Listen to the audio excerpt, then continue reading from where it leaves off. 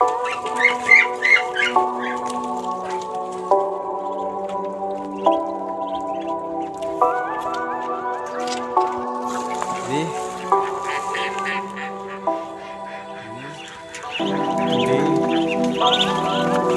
sekitar umur 1 bulanan. Airnya isi udah habis.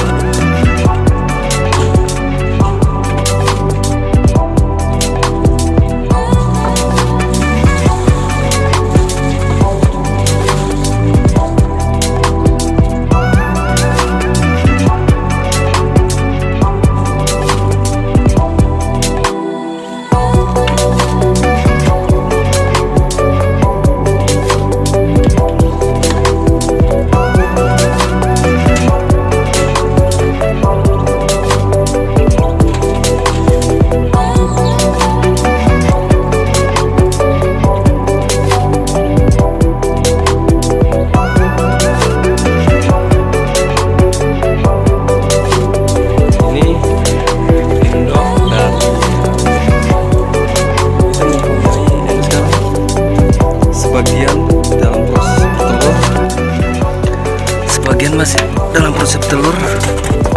Dari sini juga nampak telurnya. Dalam ada juga. Bentar. Ini bebek kita lagi mandi di bawah kandang kita. Di belakang kandang kita ini ada kolam lah ya, sawah.